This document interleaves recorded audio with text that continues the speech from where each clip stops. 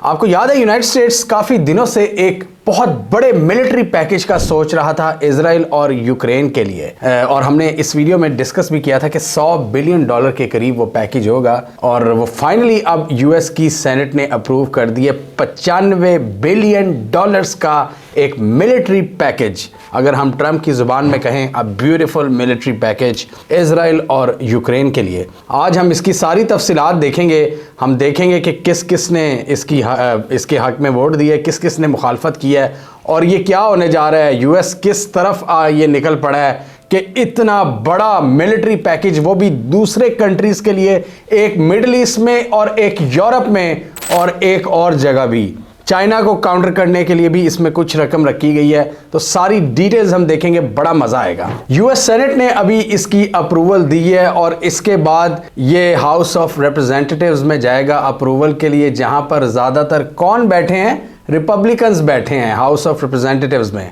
तो यहाँ पर जो मेजॉरिटी थी सेनेट में, यहाँ पर डेमोक्रेट्स की मेजॉरिटी थी, जो बाइडेन की हुकूमत है, और जो हाउस ऑफ रिप्रेजेंटेटिव्स है वहाँ पर रिपब्लिकन ज़्यादा हैं। और रिपब्लिकन्स कौन सी वाली पार्टी है, ट्रंप वाली पार्टी है। और इस वक्त अमेरिका में बड़ी बहस एक चली हुई है, बड़ी ज़बरदस्त बहस। अमेरिकन्स इस वक्त में दो बहस चल रही है। अब बाइडेन साहब इस बात पर बज़िद हैं, बाइडेन के जो डेमोक्रेट्स हैं वो कह रहे हैं हमने इनको सपोर्ट करना है, इन जंगों को हम फाइनेंस कर सकते हैं, we are the super power of the world, हम मैनेज कर सकते हैं, हम इजराइल को भी सपोर्ट कर सकते हैं, यूक्रेन को भी, हमने रशिया को काउंटर करना है, यहाँ पे हमास को काउंटर करना है और उधर चाइना को काउंटर करना है, और हम चूंकि सुपर पावर है हम इसको मैनेज कर सकते हैं। Wars in Israel and Ukraine more than the United States can take on at the same time. We're the United States of America, for God's sake.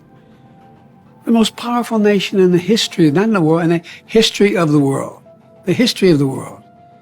We can take care of both of these and still maintain our overall international defense. मतलब नई नई जंगें America अब ये शुरू कर रहा है। आपके सामने ये देखें ये कैसी हरकतें हो रही हैं। और दूसरी तरफ जो रिपब्लिकन्स हैं ना, जो ट्रंप की पार्टी वाले हैं, वो ज़रा इसके ख़िलाफ़ हैं। वो क्यों ख़िलाफ़ हैं? वो कहते हैं कि जी आप अपनी बॉर्डर सिक्योरिटी पर क्यों नहीं तवज्जो दे रहे, आप अपनी जो अमेरिका की अपने जो बॉर्डर्स हैं उसके लिए इतने बड़े बड़े पैकेज क्यों नहीं रख रहे। अब रिपब्लिकन्स में एक तबका है जो थोड़ा हार्ड लाइनर है, वो इमिग्रेशन के खिलाफ है, वो जो सॉफ्ट इमिग्रेशन पॉलिसी है ना उसके बड़ा खिलाफ है, और वो कहते हैं कि हमें मैक्सिकन बॉर्डर को सिक्योर करना चाहिए और हमें इमिग्रेशन के हवाले से टाइट पॉलिसीज, टाइट कवानीन बनाने चाहिए, और हमें अपनी जो बॉर्डर सिक्योरिटी है उस पर काम करना चाहिए। इसलिए हमने देखा कि रिपब्लिकन्स ने इतना ज़्यादा इस बिल को सपोर्ट नहीं किया, जिसमें इन्होंने दूसरे मुल्कों के लिए इतनी बड़ी बड़ी इमदाद रख दी हैं। और मतलब आप अंदाज़ा लगाएं, $95 बिलियन, और इस पर ज़ेलेंस्की साहब बड़ा खुश हुए, यूक्रेन के ज़ेलेंस्की। उन्होंने कहा यार क्या बात है अमेरिका बहादुर की कि वो हमें बचाने आ गए। तो इस $95 बिलियन में जो $60 बिलियन होगा वो होगा यूक्रेन के लिए। अब यूक्रेन में अमेरिका समझता है कि इनको बड़ी ज़बरदस्त मार पड़ रही है, और जो यूक्रेन के सोल्जर्स हैं वो इस वक्त थक चुके हैं, मारे जा चुके हैं, ख़त्म हो रहे हैं। तो अमेरिका ने इसमें एक जान डालनी है इस कॉन्फ्लिक्ट में। रशिया को क्लियर कट वहाँ पर बरतरी है। ये अमेरिका के भी जो डिफेंस स्ट्रेटजिस्ट हैं वो बता रहे हैं कि बुरी तरह से पिट चुका है यूक्रेन और नेटो, और इसलिए उन्होंने ऑब्वियसली ये $60 बिलियन में से कुछ नेटो को भी जाएगा, कुछ यूक्रेन को जाएगा, यूक्रेन की फोर्सेस को, जो कि बिल्कुल इस वक्त दिल हार बैठी हैं। और ज़ेलेंस्की ने इसलिए कहा कि थैंक यू हमारे में नई रूह फूंकने के लिए। $60 बिलियन यूक्रेन को जाएगा, $14 बिलियन जाएगा इजराइल की सपोर्ट के लिए, जो इजराइल के जो एक्शंस हैं गज़ा में, या जितनी भी ये बर्बरियत होती है, जितनी बमबारी होती है फ़लस्तीनियों पर, ये किसकी वजह से होती है? ये अमेरिका बहादुर की वजह से होती है। ये $14 बिलियन अमेरिका ऊपर से जो मर्ज़ी कहे अंदर खाते। आप पैकेज से देख सकते हैं कि कितना ज़्यादा वो इजराइल को सपोर्ट करते हैं उनके मिलिट्री एक्शंस में। और ये मिलिट्री एड है, कोई ऐसी एड नहीं है, कोई स्ट्रेटेजिक एड नहीं है, कोई इकोनॉमिक पैकेज नहीं है, ये मिलिट्री एड है जो उनकी आर्मी को जाएगी, और वही असलहा, वही सारी चीज़ें फ़लस्तीनियों पर यूज़ होंगी। और इसके अलावा इन्होंने तकरीबन $8 बिलियन रखा है Asia Pacific, Indo Pacific region में, जो कि चाइना को काउंटर करने के लिए होगा, ताइवान को स्ट्रेंथन करने के लिए होगा। ताइवान, जापान, फिलीपींस, जो इनके पार्टनर्स बैठे हैं, कोरिया जो एशिया के पानियों में इनके पार्टनर्स हैं, $8 बिलियन उनको जाएगा। क्यों जाएगा? कि चाइना को भी ज़रा कंटेन रखना है। चाइना के साथ इनकी जो आई बॉलिंग हो रही है ये पूरे पैसिफिक रीजन में, एशिया के पानियों में, साउथ चाइना सी में, उसको काउंटर करने के लिए। और इसमें एक बड़ा चंक जाएगा ताइवान को। ताइवान जो कि दूसरा चाइना अपने आप को क्लेम करते हैं कि हम चाइना के अंडर नहीं आते। चाइना कहता है, चाइना की हमेशा से यही ख्वाहिश है कि ताइवान हमारे अंडर रहे, और अमेरिका इसलिए ताइवान को बहुत ज़्यादा सपोर्ट करता है। ताइवान एक छोटा सा कंट्री है, इस कॉन्फ्लिक्ट को हमने इस वीडियो में एक्सप्लेन किया था, आप देख सकते हैं सारा। तो ये इस कंट्री को भरपूर हमायत है अमेरिका की, और चाइना से इनकी नहीं बनती। चाइना कहता है कि आप हमारे से दोस्ती कर लो, हम आपको बहुत देंगे, लेकिन ताइवान नहीं मानता। वो ऑब्वियसली वो अमेरिका के ज़्यादा क्लोज होते हैं, लेकिन अभी भी अमेरिका की वो पॉलिसी बरकरार है, वन चाइना पॉलिसी, जिसमें ये अमेरिका असल वाले चाइना को सपोर्ट करता है, लेकिन अंदर खाते आप देखें मिलिट्री एड ताइवान को जा रही है। तो अब कितनी इंटरेस्टिंग चीज़ है कि अमेरिका अपने एलाइज में इस तरह डॉलर्स बांटता फिर रहा है, $100 बिलियन के करीब। और इसका बाइडन ने भी कहा था कुछ महीनों पहले कि हम देंगे और हम सस्टेन कर सकते हैं इन जंगों को, हम सुपर पावर हैं। और इधर भी बाइडन ने यही कहा है कि ये पैकेज बहुत ज़रूरी था।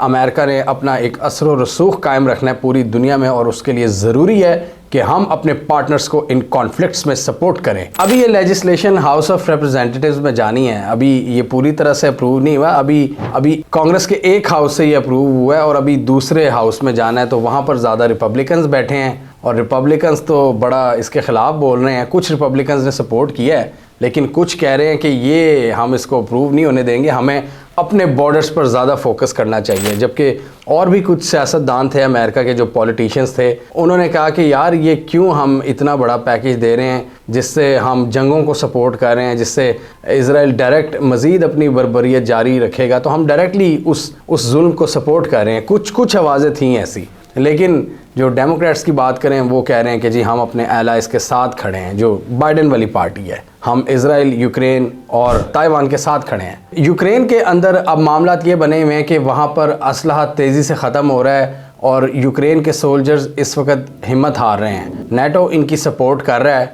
और अब ये जो पैकेज है $60 बिलियन का, ये डायरेक्टली उनको असलहा प्रोवाइड करेगा और कुछ technical assistance. US direct weapons इनको सप्लाई करेगा 2 साल बाद, जब तकरीबन 2 साल होने वाले हैं रशिया की इन्वेजन को, और अभी तक ये जंग जारी है। और रशिया ने पूरा अपनी एक चौधराहट कायम की हुई है उस रीजन में, और काफ़ी हद तक इनको टफ टाइम दिया हुआ है यूक्रेनियन फोर्सेस को, नेटो को, और डेफिनेटली अमेरिका बहादुर को। अमेरिका ने इसके बदले सैंक्शंस वगैरह लगा दी, उनको इकनॉमिकली डाउन करने की कोशिश की, लेकिन रशिया बाज नहीं आया।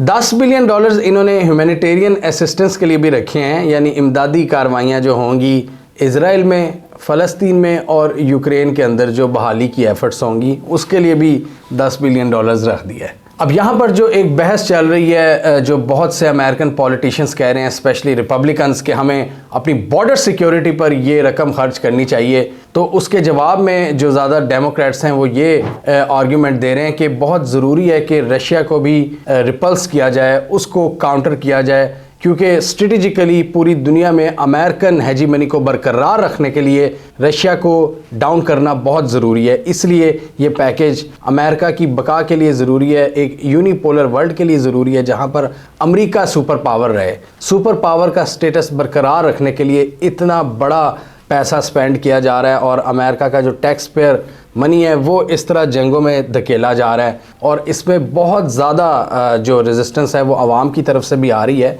जो बहुत से लोग हैं वो इसको क्वेश्चन कर रहे हैं कि आप हमारे पर क्यों नहीं स्पेंड कर रहे, आप बाकी जंगों में क्यों इतना ज़्यादा धकेल रहे हो। और इसमें जो इसके सपोर्टर्स हैं, जो बाइडन वगैरह, वो ये कहते हैं कि अमेरिका की हेजीमनी को बरकरार रखने के लिए ज़रूरी है, हमारे जो स्ट्रेटेजिक ऑब्जेक्टिव्स हैं पूरी दुनिया में जो हम फैले हुए हैं, उनके लिए भी बहुत ज़रूरी है कि हम इस पैकेज को कंटिन्यू करें। और यहाँ पर एक और आर्गूमेंट भी आता है, अमेरिका कहता है हम पूरी दुनिया के पुलिसमैन हैं, तो पूरी दुनिया ही हमारी जागीर है, तो जहाँ जहाँ मसला होगा हम वहाँ पैसा स्पेंड करेंगे। हमारा अमेरिका सिर्फ हमारी टेरिटरी नहीं है, हम पूरी दुनिया भी हमारी टेरिटरी है, और पूरे दुनिया का अमन कायम रखने के लिए, अमन समझते हैं आप, अमन कायम रखने के लिए ज़रूरी है कि हम इस तरह के जंगों को सपोर्ट करें, हम अपने पार्टनर्स को सपोर्ट करें, क्योंकि हम बेहतर समझते हैं कि क्या बेहतर है फ़लानी कंट्री के लिए। इनका अपना वर्ल्ड ऑर्डर बरकरार है, इनका सिस्टम बरकरार है, तो वो कहते हैं कि ग्लोबल डेमोक्रेसी की बहाली के लिए, उसकी सस्टेनेबिलिटी के लिए भी बड़ा ज़रूरी है कि हम रशिया को काउंटर करें और इस तरह के पैकेजेस हम बांटते फिरें, ये ज़रूरी है हमारे लिए।